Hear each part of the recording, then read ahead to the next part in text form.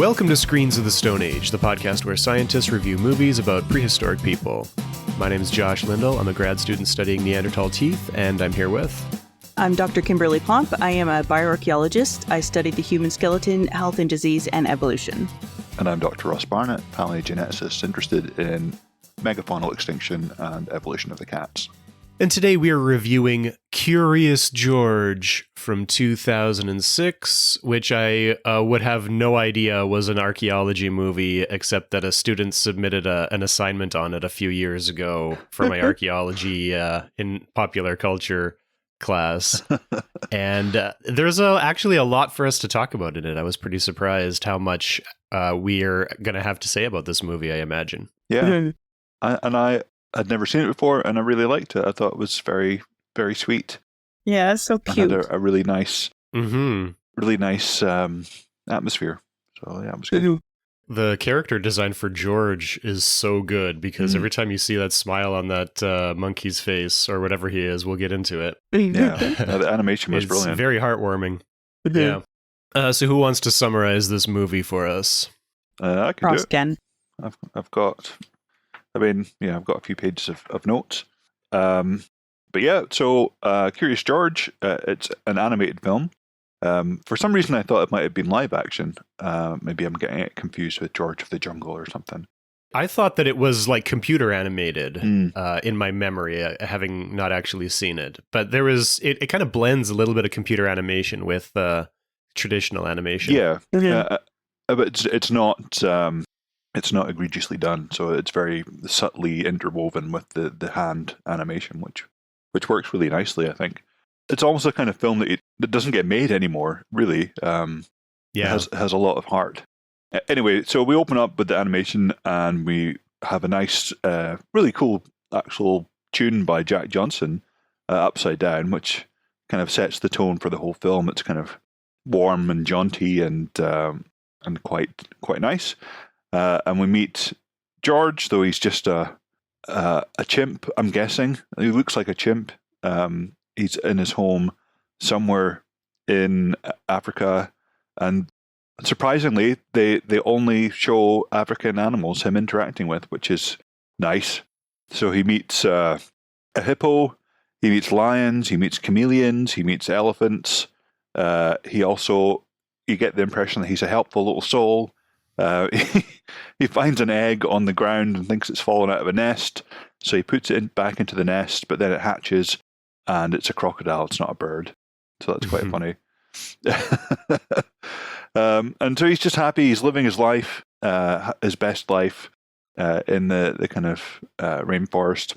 And then it cuts to some Australopithecines in a museum display.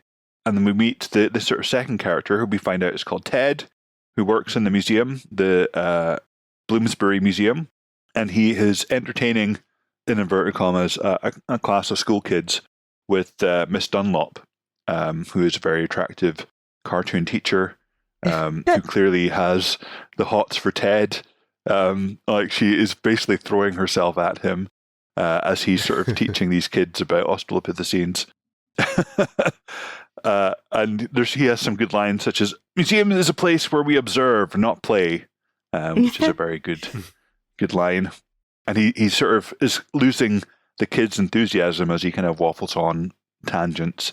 But then he has the great idea that he's going to talk about lungfish next time, which are the closest relatives of the tetrapods. But yeah, we get some nice interaction between Ted and Miss Dunlop, and she clearly only comes because she is infatuated with him and drags her poor class along to get bored senseless by him in the museum every week. And then we meet Mr. Bloomsbury. So this is his private museum, it seems.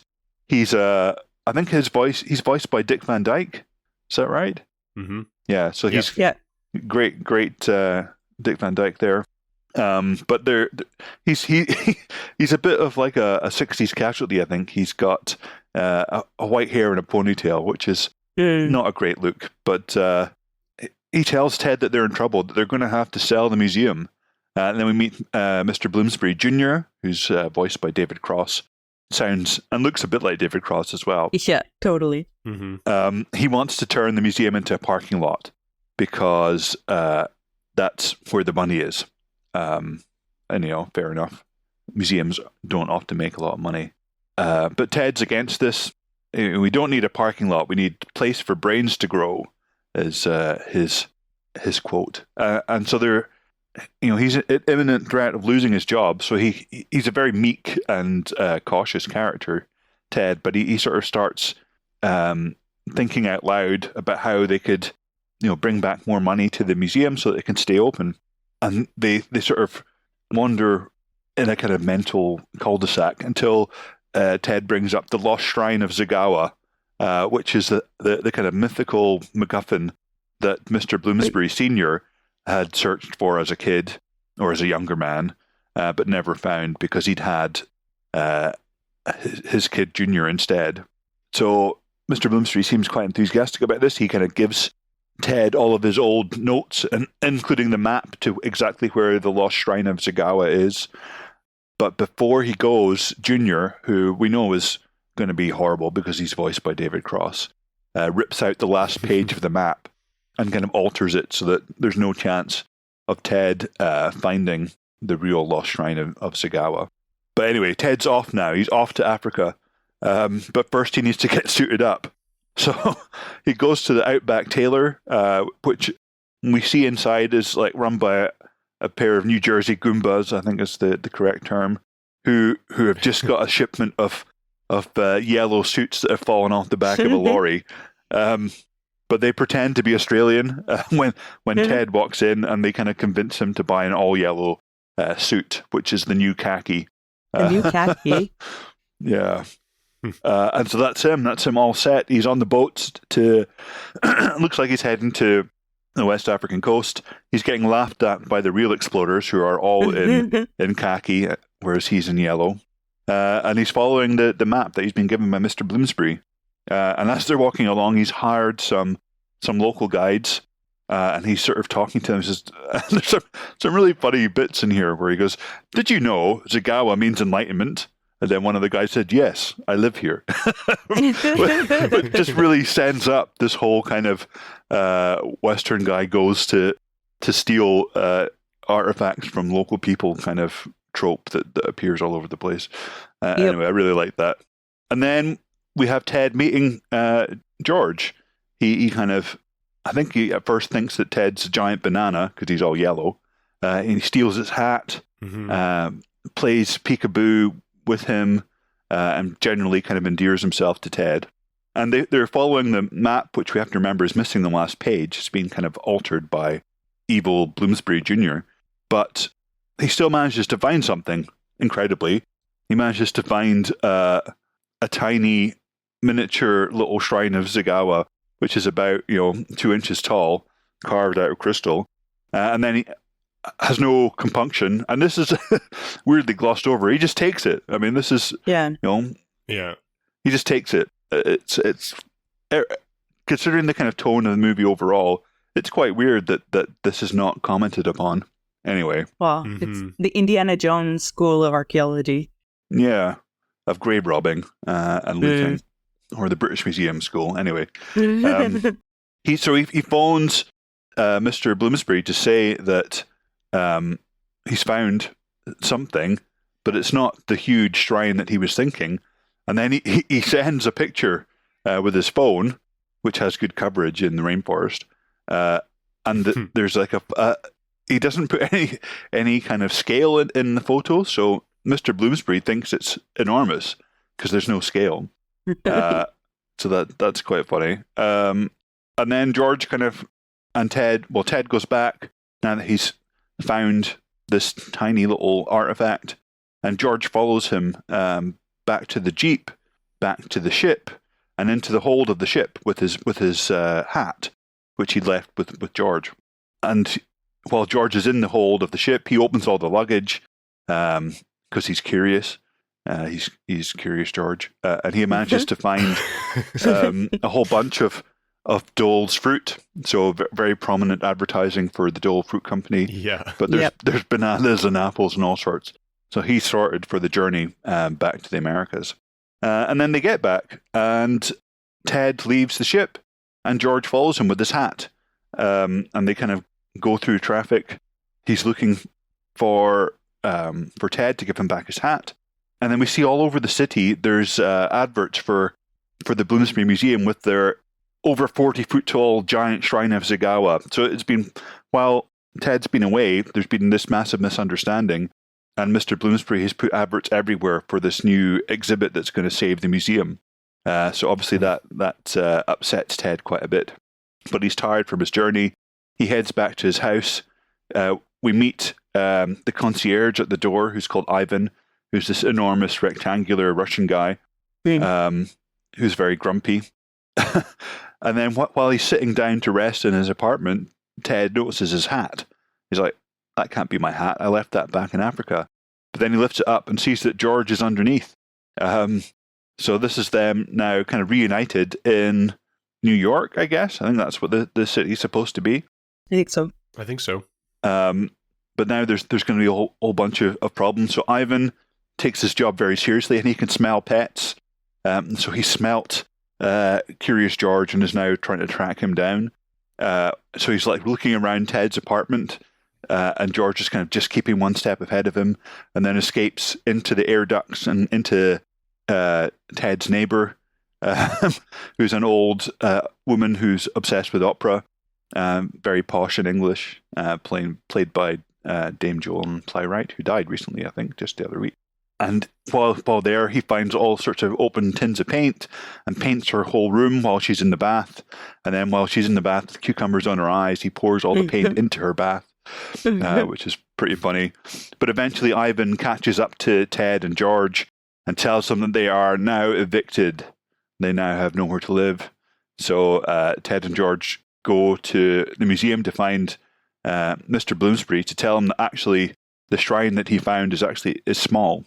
And I forgot to say, but when they find the tiny shrine and the artifact, there's a message above it which says, "Put your eye to the light, to not be blind to the sight," or something like that. Anyway, another classic bingo of written in a foreign language but somehow rhymes in English. Yeah. So Ted explains this to Mr. Bloomsbury, which is not ideal considering all the adverts everywhere. While he's doing this, George climbs up the dinosaur skeleton and breaks it, so it falls into tiny pieces. They kind of leave, but they've been evicted, so they have to sort of stay in the park to sleep, and it starts to rain. And Ted gets really grumpy, understandably. He's lost his job and his house, and his kind of way of making a living. But George... but he's gained a best friend. Yeah, he's the real treasure was the friends we made along the way.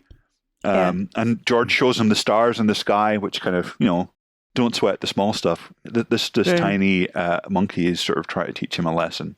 And we get some kind of bonding between George and Ted. They're now good friends. Ted tries to tell him a joke, which is, what's the difference between a Neanderthal man and a Cro-Magnon man? and the punchline is linguistic confidence and polychromatic cave paintings, which Ted finds highly amusing, but George doesn't. Anyway, so while George and Ted are in the park, Ted manages to get asleep, but George escapes to the zoo. He sees balloons that kind of captures him. He kind of steals some balloons, I guess, some helium balloons, and floats off into the sky. Ted goes after him, but he bumps into Miss Dunlop and all her kids who are on a zoo trip, and they see that George is floating away. And so Ted kind of grabs all the balloons, Pixar's Up style, and floats after George through the sky, and rescues him eventually after they've kind of floated all over the place. And then they get Ted has an idea. Why don't they just make a big idol of Zagawa? They don't have to have the real one. They could just make a replica. And so he goes to fraud. ask it's not a big deal. Yeah, it's not a big deal. It's only 40 foot tall. So they go and ask Clovis, who's like the handyman in the museum, who also seems to be a bit of a genius. He's invented all sorts of kind of mechanical animals and stuff. And while they're speaking with Clovis, who has no problem in doing this, George manages to create like a magnifying projector, which creates a giant hologram of himself. And this is the idea then that they can just like magnify a projected image of the tiny artifact, and then they won't even have to build a giant one. They can just magnify it. So Ted and George and the projector kind of raced back to the museum so they can be there in time for the grand opening. And then we have some nice conversation. So Bloomsbury Jr. is kind of resigned to the fact that the exhibit is going to go ahead, and Ted rescues the day with this magnifying projector. And Mr. Bloomsbury says to Ted, "You're like the son I never had," like in earshot of Junior. And Junior says, "I'm your son." And then Mr. Bloomsbury says, "Yes, but I had you." And so obviously this kind of pisses him off quite a bit. So Junior pours some coffee onto the projector and gives the cup of coffee to George. So now George is getting the blame for breaking it. And so now they're sort of stuck. They don't have the projector. They can't do everything that they thought they could do. Ted tells everyone that there's no idol. He kind of does a mea culpa to the press. And then the animal control people come up and catch George and take him away. And there's a kind of classic, what we've seen before with Bigfoot and the Hendersons and other films, where he's like, "No, just go. It's much better if you just go now." Blah, blah, blah. So now Ted's back on his own. George has been caught and placed back in the hold of the ship that's going to take him back to West Africa. And Ted is upset. He's kind of moping about in the park when he meets Miss Dunlop again, who's still, absolutely hot for him. But she tells him like it is. She tells him, yeah, it's his fault that all this is happening. He just needs to stop moping and actually do something, be a man of action. And this kind of shakes him out of his depression, and he kind of races after the ship to get George. So he eventually, after jumping his car off the pier onto the wrong ship, he actually manages to get to George, and they have a kind of lovely little reunion. And he says that the idol's not important; that the real treasure is George. And he puts the artifact down, and the moonlight sort of shines on it. And what happens is that it kind of projects a map onto the floor, which George immediately recognizes and tries to show Ted. And so now they know. I think I drifted off a bit here in my notes. Do they now then go back to Africa and find the real giant shrine? Is that what happens? Yeah, because they're already on the boat to Africa. That's it. Oh yeah, right? That's it. They're already on the boat, so that helps to speed things up. Okay, so now they find the real one, and then they take it back. And nobody says, "Hang on, where's your permits for this? Where's your excavations, etc." Anyway, so they're back. The exhibit's a massive success. The museum doesn't need to be sold. Junior Bloomsbury is now in charge of valeting the cars. But we get the kind of final message, which is you don't need to go around the world for adventures. You can have adventures right where you are. And George is like the star. He's everyone's friend. But he accidentally goes into a rocket, which is one of the new exhibits in the museum, which has been revamped. And Ted's not worried because obviously it's not got any fuel in it. But unfortunately, Clovis says that he did fill up the rocket with fuel. And now George is blasting off into space in this real rocket. And George is going to have another adventure. So Ted runs after him, jumps into the rocket at the last minute, and they go off into space. Once around the Earth and then home is the plan. But who knows whether it goes like that. And that's the end. And then it ends with more kind of Jack Johnson. And I really liked it. I thought it was a very cute film. I went into it with no preconceptions and was thoroughly entertained by it. Was Curious George part of your childhood? No, not at all. No, I've never seen Curious George. Big part of mine. Yours too, right, Josh? Not a big part, but I'm sure I checked out some Curious George books from the library in elementary school. I was definitely aware of Curious George. Yeah, we had not a thing over here. A lot of the books, and I watched the cartoons, and yeah, he was a good character. Well, do we have any technical inaccuracies that we can nitpick? Ted actually says, the man in the yellow hat actually says a lot of little facts throughout the movie. Yeah. So maybe we can start by fact checking him on all those. Yeah. But again, I think they're a lot more accurate than a lot of the archaeology movies, right? They're pretty good. Yeah. We've watched films that are a lot more inaccurate than this, and they weren't cartoons. Exactly. Yeah. When we first meet him, he is describing a display of Australopithecus, and his description's not so bad, but the display itself is not great, because we've got these two Australopithecus who are holding spears with points of some other material. Hard to tell if it's stone or metal. They are wearing leopard skin togas, and they are sitting around a fire. Right. And so none of those things are things that Australopithecus should be able to do. No. So for our listeners, the first stone tools would not have been points. They would have been, Josh, you're the stone tool. Choppers? Choppers, yeah. And they're about 3.2, 3.4 million years old. So there would have been Australopithecines around at that time, as well as Homo habilis. We don't know who made it. So... And we don't have evidence of fire that early at all. Fire is not until Homo erectus later. And then clothing. I don't think clothing until Neanderthals, right? Well, I don't even know if it's possible to say, because, like, what is going to be the evidence of clothing, right? Yeah, like, I don't know. With modern humans in the Upper Paleolithic, we have sewing needles like 40,000 years ago, which is pretty obviously for clothing, but you can make clothes without sewing needles, especially if they're just sort of hides draped over your back. So I don't really know how to tell.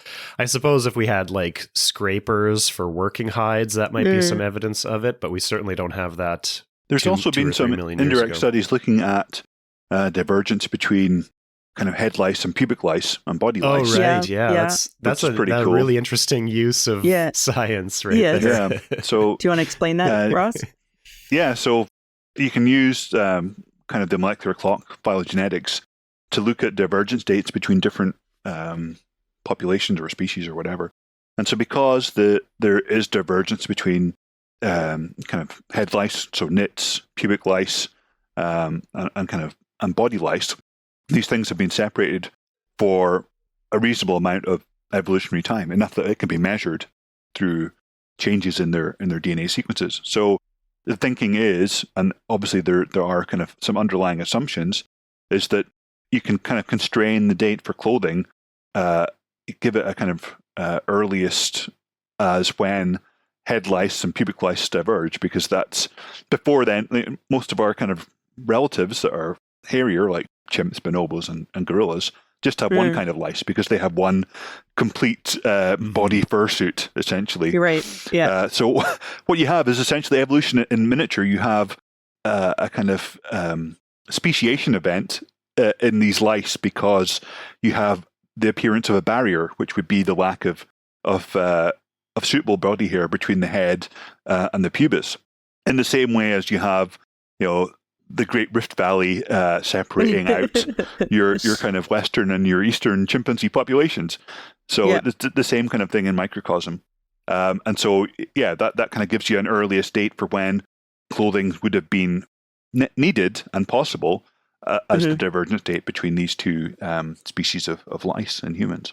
So I've kind of waffled, but I can't actually remember what the study said in terms of the date. But yeah, I think it's a reasonable amount of time. But also that would be a theoretical maximum, because obviously humans didn't lose hair just so that we could invent clothing. We lost hair so that we could cool down in hot climates. For sure. And so you'd have to first lose your hair and then move into a cold climate where you'd have to invent clothing before you would invent clothing, really. Absolutely. He when he's talking about the Australopithecines, he's saying it wasn't until an amazing discovery that man was able to take time and enjoy life. And why was that? What made Og and Grog's life so much better? And then all the kids had all these crazy ideas like internet and video games. But he says that fire made their lives better. And I don't know that fire changed that much other than the type of food that we were able to eat, at least for the first... I guess it was protection. I guess it was warmth at night. I think it's a pretty big deal, and we kind of underestimate the kind of so calories kind of come in two forms: available and unavailable. So stuff like cellulose is essentially indigestible to humans. That's why cows that eat grass have so many stomachs that are full of bacteria that digest the cellulose for them. But most of the food that we eat, to actually access the calorie content, is pretty difficult. A lot of it is there in kind of complex forms that we can't actually break down. So the kind of magic of fire and cooking is that it starts the breakdown process before we get a hold of it. So, for instance, like a potato full of starch, but not edible until cooked, because that starch is just indigestible to us until it's cooked and broken down a little bit.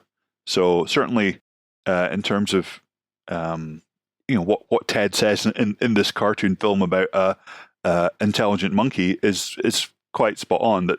That being able to use a greater percentage of the calorie content available in the environment through the use of fire would have been a huge deal, and would have meant that they would have had to hunt less, would have had to forage less, because they could get more out of what they had.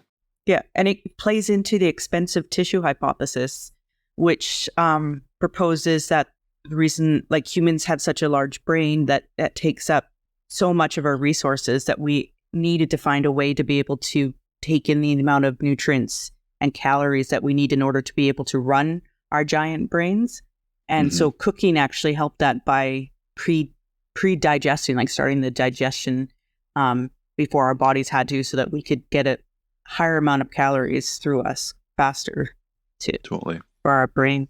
Yeah, there's a really good book by Richard Wrangham called Catching Fire, How Cooking Made Us Human, which outlines basically a whole bunch of evidence about how using fire to cook food is the real thing that differentiates humans evolutionarily from other animals. I think I might have seen a talk by him, many years ago when I was a postgrad.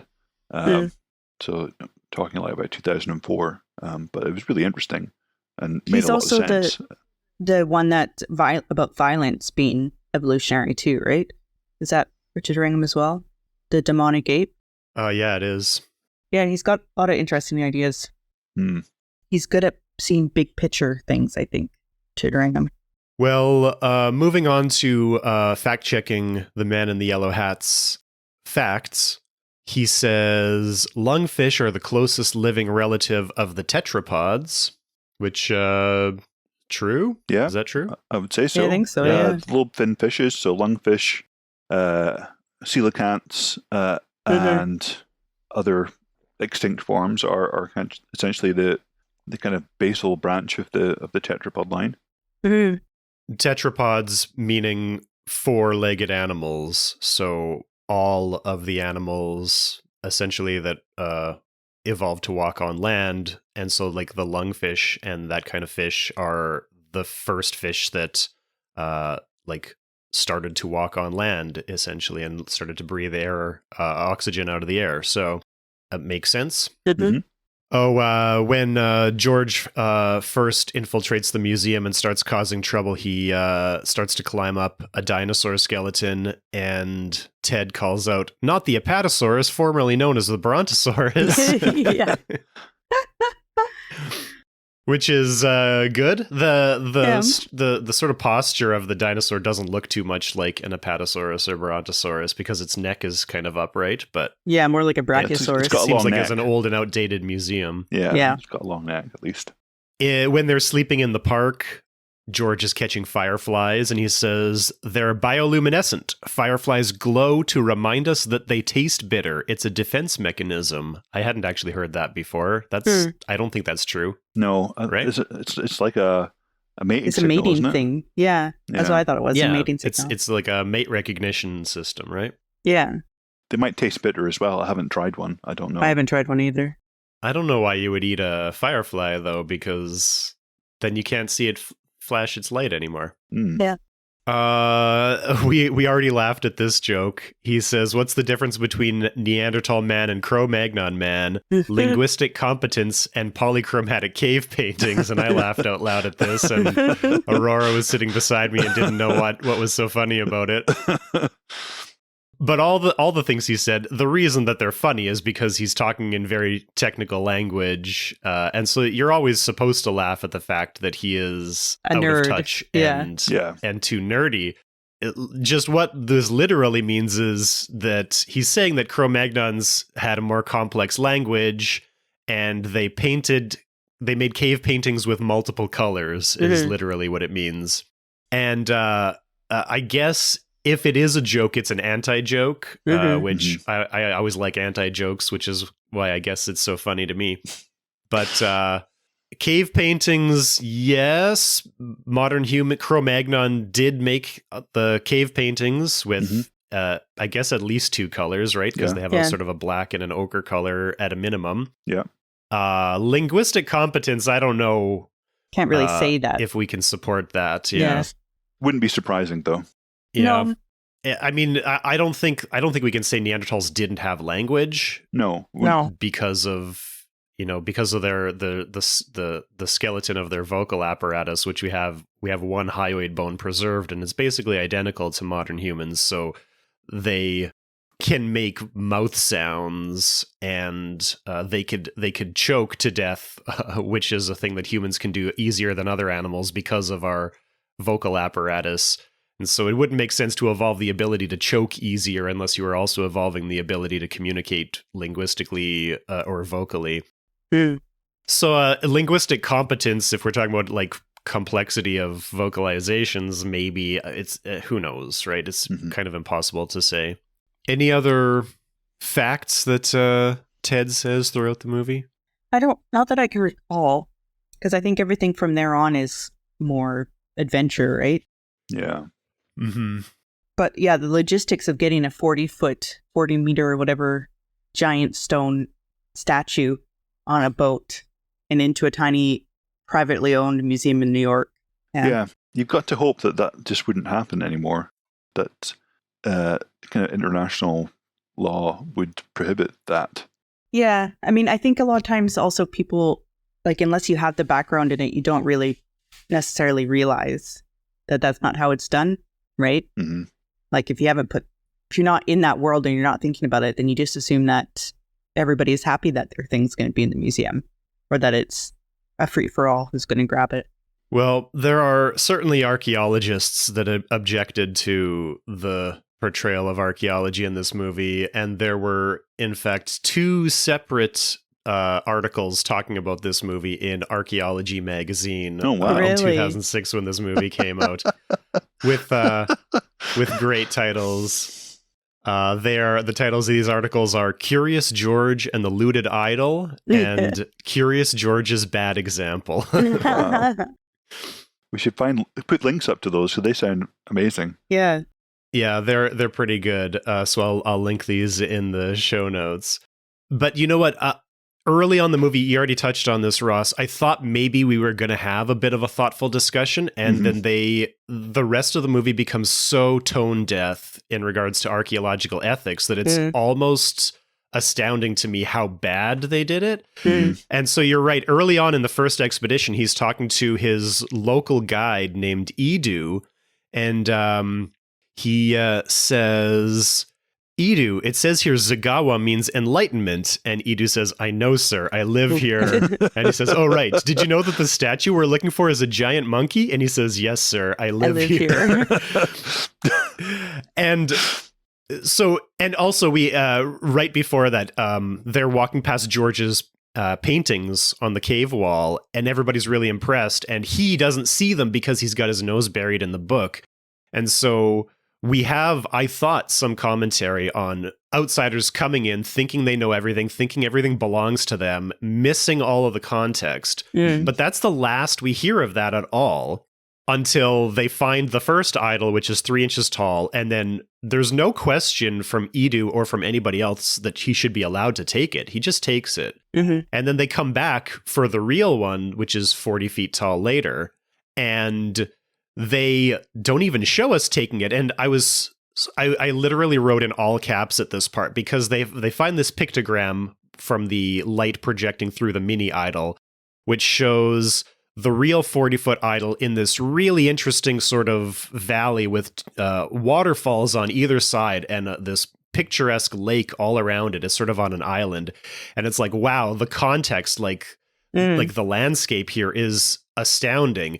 They find it, but you don't actually see it because it's covered in vegetation. It's totally grown over with vines. And I had this tiny glimmer of hope that like, oh, they're going to cut down these vines. They're going to realize it's so much better in this location than it could be in a museum. And they're going to go back to the museum, realize they should put a facsimile in the museum, and then we'll cut back to the actual location in Africa where now Edu and his community can make use of this idol that is clearly part of their heritage because he knows the language and he knows the legend of the idol. And he says it matter-of-factly, like, of course I know about this. It's my community. But we don't, and we don't even see the idol in its original location because they clear the vegetation and remove it off camera. And we don't see it again. In fact, we don't see that idol itself until it's displayed in a museum, which we discover as soon as they unveil it. The museum has been essentially converted into an amusement park. And so we've taken this thing, which was in this perfect picturesque landscape, clearly put there very intentionally by the people. So there's clearly a very important connection between it and the landscape. We've stripped it out of that context and put it into this capitalist hellscape where we've taken this really cool traditional museum and turned it into a playground for children. And we can talk about like the museum design, and I'm not saying a museum needs to be a stuffy traditional museum and you can't have interactive stuff, but we can tell that they haven't done that mindfully in this museum because the archaeology exhibit that we actually have in this museum right behind this idol is called Temple Climb, and it is a rock climbing wall made to look like a Mayan temple. And so we're clearly not learning anything in this museum anymore. And I suppose in 2006 we were sort of in the middle of a moral panic about obesity, and the idea was that we had to get kids moving again. And so maybe that factors into this a little bit. But I was seriously dumbfounded that they could just get the archaeology of this so wrong. And there's after the beginning of the movie, there's no question that he just deserves to take it out of this perfect context that it's in, and put it in this capitalist hellscape context in the museum. And that's the right thing to do, according to the movie. It was just astounding to me how bad, how terrible a turn this movie took in the climax. Yeah, that's true. Look at the monkey. Look at the monkey. The monkey is great. The monkey is so heartwarming. Yeah. They could have shown us the after picture of like the spot where the statue used to be, and then the clear cutting that they would have had to do to get the equipment through, and the roads they would have had to put in, and just how horrible it would have looked. And the polluted water. Yeah. Dead fish, etc., etc. There's a quote from the filmmaker in one of these articles in Archaeology magazine, and I'll read you the whole paragraph here. The question of whether taking the ape idol was ethical did come up during the making of the movie. Now we're quoting here. We debated it throughout the production, says O'Callaghan. We knew it wasn't a great idea for him to go to Africa and take the idol and bring it back to the States. We went round and round how to deal with it. That's the end of the quote there. Ultimately, says O'Callaghan, the movie didn't have the right audience for even a brief explanation of the ins and outs of exporting a country's cultural patrimony. Quote again, we just felt it was the wrong audience to explain it. I understand the criticism, I really do, but we couldn't come up with a solution. There wasn't an entertaining way to deal with it. Now, Ross, you're the only parent among us, so I just wonder, from your perspective, at what age are you waiting to teach your children that it's wrong to steal things that belong to other people? Like 15, 16, early. 17? Yeah, I think,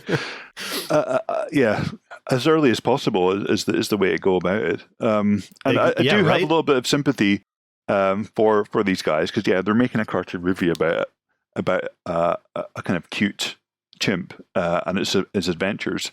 It's not their job to have a nuanced or up to date understanding of ethics and archaeology. when the whole corpus of cinema is about brave adventurers going in and stealing idols and artifacts and bringing them back to museums. I mean, the kind of archetypal archaeologist in cinema, Indiana Jones, is that guy that just goes and takes stuff. I mean, it would have been interesting if they'd maybe thought, let's have them go to Wiltshire and steal Stonehenge. Nobody's needing that. Yes, it has context, but it would look much better in the Smithsonian than it does in the place where it was built. I mean, that's the equivalent. I mean, it's exactly the same thing. Yeah, yeah. But no, I do have a little bit of sympathy. They're just trying to make a kind of cartoon, and yes, you should be able to sort of make a. The problem is that a lot of people don't really kind of equate the sort of cinema archaeology, the Indiana Jones Club archaeology, with stealing. They think that's what archaeology is. It's just kind of looting. Now, obviously, we know better, but that's a lesson that hasn't really kind of filtered through into the popular culture really yet. And so we still see films where you have the MacGuffin that people go and find. We have that issue here in the Philippines, where local communities quite often think that archaeologists are essentially treasure hunting. And there's a lot of lore, I guess, about hidden treasure, especially like from the Japanese and stuff, and like would have hidden gold and money and buried things like that. Mm-hmm. So there's a real possibility that there are, treasures to be found in the Philippines, but that's not what we're looking for, right? But then there's this assumption that because we're digging in the ground and we're doing this, that we are looking for treasure. And then the issue comes up in that people that then decide that they want to find it first might come in and disturb the site overnight or something, because they think that there's reason why we think the treasure's there. So it just takes a lot of education and really getting the community involved in the site. So like absolutely inviting them to come and see what we're doing and hands-on, and this is what we're looking for. This is what we consider to be the treasure that we're looking for, is the knowledge, right? So we're trying to do that. Ironically, that's the Indiana Jones and the Crystal Skull. That's his ending line, isn't it? Yeah. The real treasure was knowledge. It's knowledge, yeah. We have that exact same problem in Serbia, because there's, again, a lore of people hiding treasure, hiding gold in caves. So everybody thinks we're looking for gold.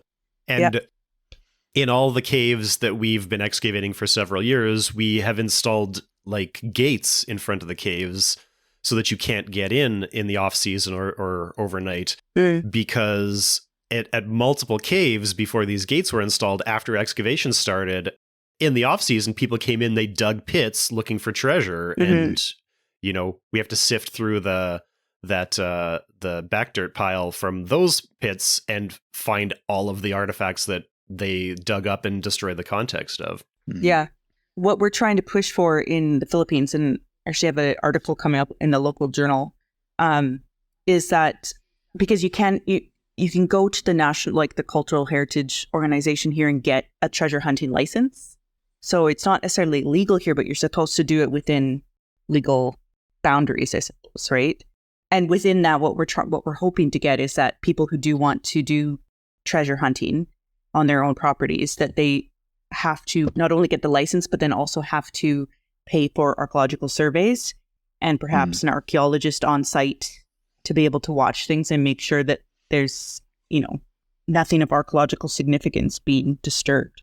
Hopefully that's that sort of sounds like what in the UK you have metal detectorists, which is like a big hobby, which is regulated. I mean, there are rules about what you can take, what you can't take, how you have to report it, who you have to report it to. Even sort of, mudlarking on the Thames, you have to have a permit, you have to have permission, and you have boundaries as to what you can and can't do. But even with that, there are people who, probably partly because of the Indiana Jones films and all the rest of it, that they don't follow the rules, they don't care for them, and so you have like Nighthawks who kind of dig around protected areas where you're not supposed to do any kind of detecting work. You have people that kind of just make a mockery of the framework that's been put in place. Yeah. Another reason to be sort of gracious to this movie is that they actually had to do a lot of work to sanitize the story from the original books, because in the original books, the man in the yellow suit is, I think his actual job is sort of ambiguous, but he's some sort of colonialist animal poacher in Africa, Yes, right? yeah. In the original books, Right. in the first book from 1941, the way he gets hooked up with George is that he's a hunter in Africa, and he captures, in the movie, George finds him, right? And follows him home. But in the original book, he captures George by luring him in with his big yellow hat. And then once George is distracted by the hat, he pops him in a sack and takes him back to the big city, where his point is to put him in a zoo. He's like, oh, you're a good little monkey. I'm going to take you to the zoo. You're going to love it there. And in the first book, that's the end of it. He takes him to the zoo and he has some adventures in the zoo. In the second book, he escapes from the zoo, and that's when he comes to live with the man in the big yellow hat, who in the books is more of an authority figure or a father figure to George. And so in the movie, they've got more of a sort of mutual relationship where they both sort of learn and grow from each other. But in the books, George is like a little child, and the man in the big yellow hat is just scolding him and, saving him from his curiosity. But the fact that he is a big game hunter and poacher in Africa speaks to like the whole colonialism of the whole thing, right? In the movie, they also sort of sanitize his outfit because he goes to buy an archaeology outfit, and they sell him this yellow suit, which is definitely not khaki in the movie, which explains why it's yellow. My understanding as a child is that yellow is an exaggeration of khaki. It's just that he's wearing a khaki suit, but because it's a cartoon, we're presenting it as yellow. It's yellow. Yeah. And he is essentially dressed as an explorer with his big wide brim hat, right? Yeah. I mean, excuse my ignorance. Is Curious George, are they picture books, or are they, as my kids would have said, chapter books? Are they kind of mostly... they're picture books. They're picture books, okay. Yeah. Well, yeah, I mean, that's very much all the time. You have to remember, for example, our kind of modern secular saint, Sir David Attenborough, one of his first programs he was doing exactly that job. It was called Zoo Quest, and he was essentially roaming around various areas of Africa catching animals for zoos and explaining a bit about their kind of wild lives before being carted off back to London. So yeah, David Attenborough essentially was the man in the big yellow hat in his early kind of career before he, I guess, grew and became the kind of secular saint that we all know and love today. And I mean, going back farther in time, like all of our scientific knowledge relies on people like that. One of my favorite figures is Alfred Russel Wallace, and I've read so much of his work in his autobiography, but he's the guy who came up with the theory of evolution, the theory of natural selection, alongside Darwin, coincidentally. But Darwin was a rich guy who was like an armchair biologist who was like working in London, but Wallace was a poor guy, so he cooked up a scheme with Henry Walter Bates to go to the Amazon for 4 years and hunt animals to sell to the naturalists in London. And so that's what his career was, hunting animals in the Amazon and in Southeast Asia, often wearing a big wide brim hat just like that, right? Yeah, and then he lost them all when they tried to send them back to the UK, like sort of years and years of collecting on a ship that sank. And so he had to bugger off to the Malay Peninsula to start all over again, essentially, because he didn't have a trust fund to leech off like Darwin did. I'm sure I've told this story of Wallace writing his paper on natural selection on this podcast before, but his life story is so interesting. And like his autobiography is still so readable, even though it's over 100 years old. You know, a lot of stuff from the beginning of the 20th century can be in a sort of language that's a little difficult to parse, but his is just so super readable. And like, yeah, his story is just so incredible. All the things that he did and all of the crazy hardship. Like, yeah, he was hunting in the Amazon. And then when he decided to go home, when he got back to the coast, he realized 6 months of specimens were hung up in customs. And so he had to clear customs to get them on a boat. And then the boat caught fire and sunk in the middle of the Atlantic Ocean. And he lost everything for 6 months of work. Yeah, nuts. The other crazy side of that is that he immediately goes to Malaysia and he's doing the same thing there. And he, gets malaria because that's what happens when you're a white guy traveling in the tropics at that time. But he didn't want to stop working, so he couldn't go out to hunt. So he's writing papers, and he wrote most of his paper on natural selection in a fit of malaria. And because he wasn't a big shot in London, he wanted someone to read it over before he submitted it. So he sent it directly to Charles Darwin, who had been writing the same theory in a book for the past 20 years. Mm-hmm. And when Darwin got that paper, he's like, well, I can't publish my book now. This guy's going to think I stole his idea. And he almost threw out his entire book because of that. It was amazing.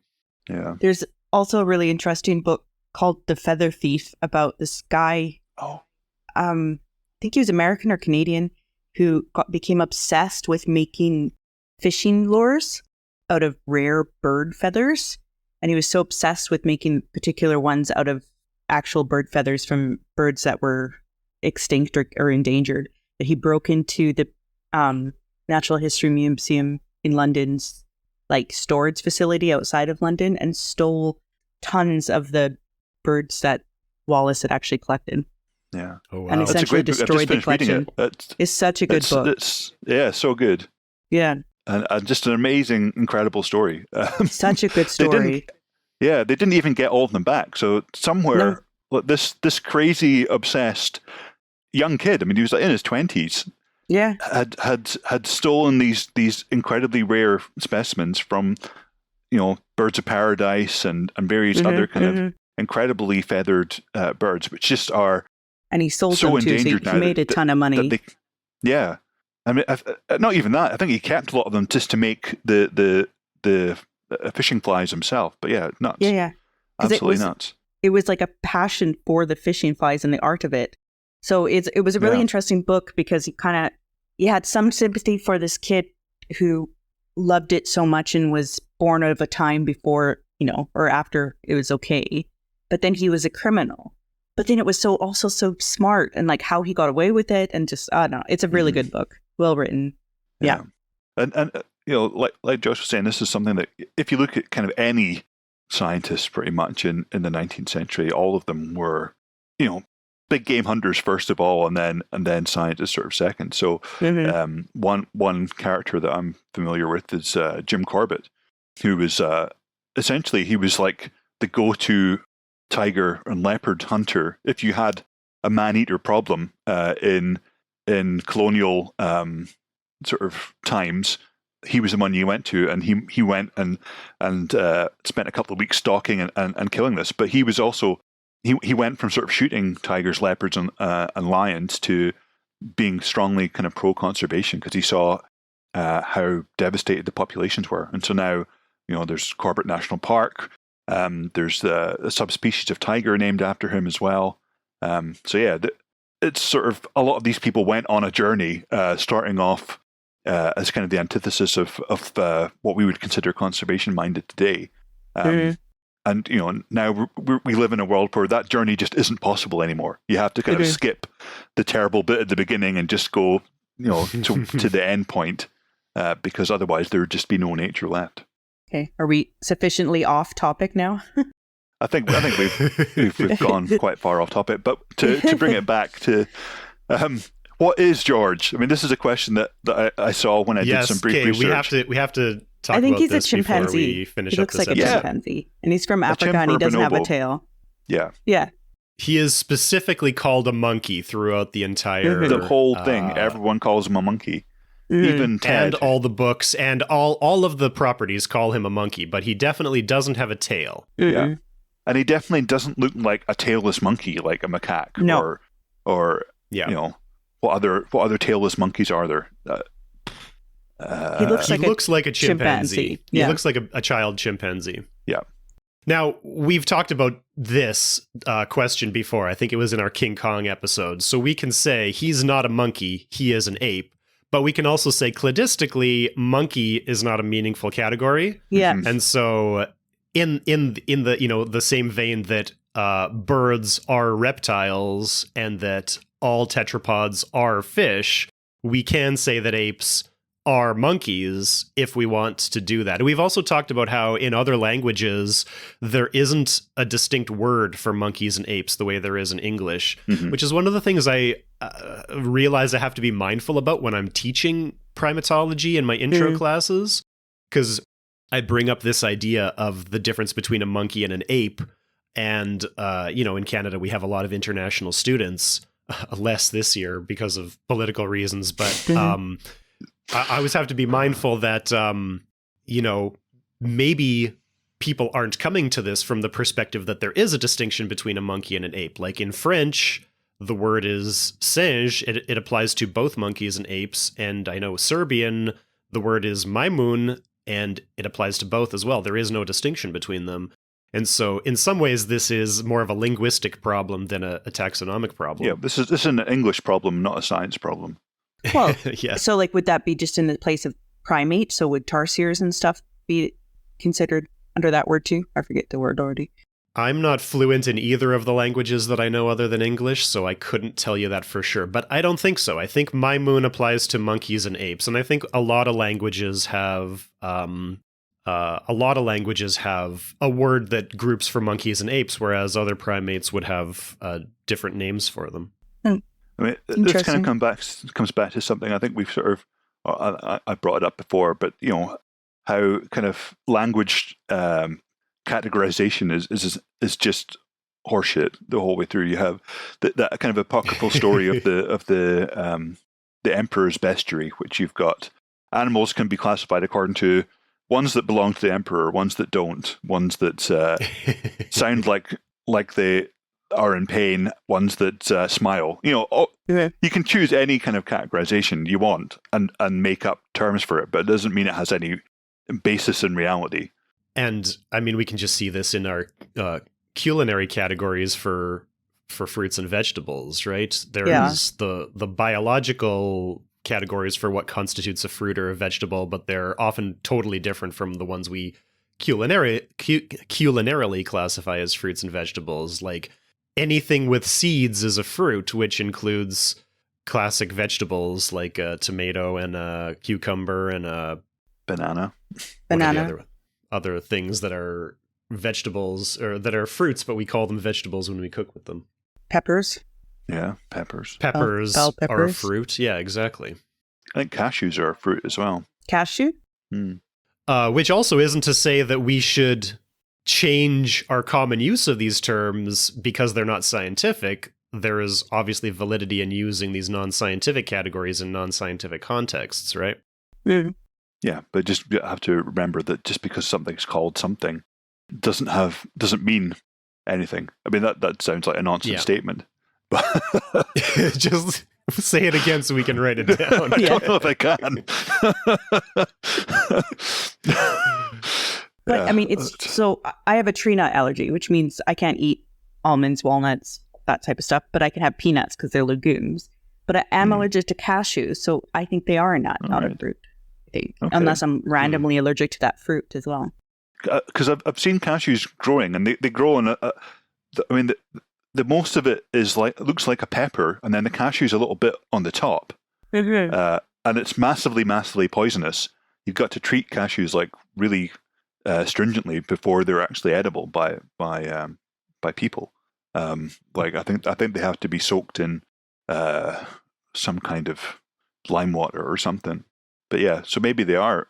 Maybe I don't know what a nut is then. Maybe that's the thing is a lot of people don't, and I don't even, and I'm allergic to them. And it's like, I don't know if pine nuts, I might be able to eat pine nuts. I've never tried it. I've never had fresh pesto, but I would like to try it.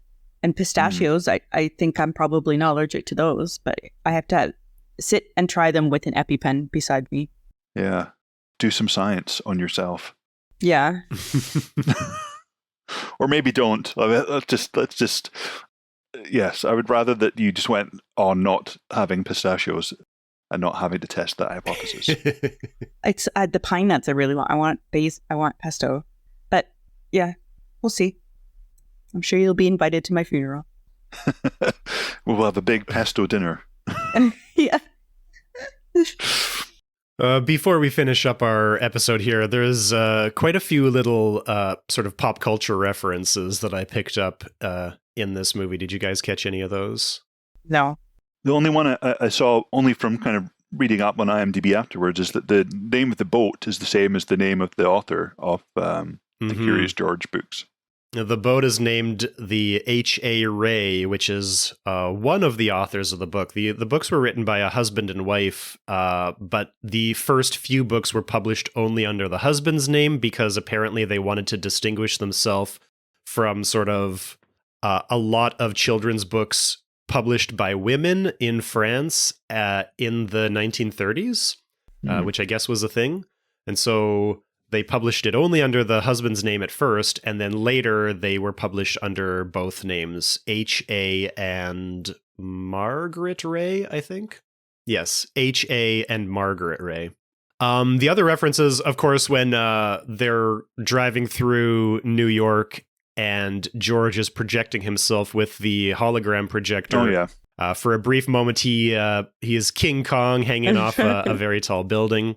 I guess this isn't a pop culture reference, but the crazy inventor at the museum is named Clovis, which I assume has to be a reference to the Clovis site in New Mexico, where the Clovis points were named. When he's first introduced, there is like a frame of stone points on the wall behind him, so that would suggest that. But it's funny that he is an inventor and not an archaeologist in this movie about archaeology set in an archaeology museum. And his name is Clovis. And paleontology as well. And they've got dinosaurs, I have to remember. Yeah, this is mostly dinosaurs, really.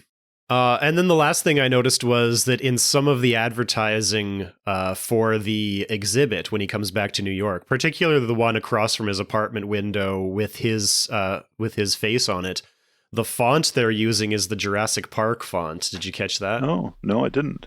Interesting. That sort of blocky font with the yellow or red sort of line in the center. Well, I think that covers all my notes. Do you have anything else to say about this movie? No, I think just that it was really, really heartwarming, and I really quite liked it. I love Curious George. He's such a good character. Yeah.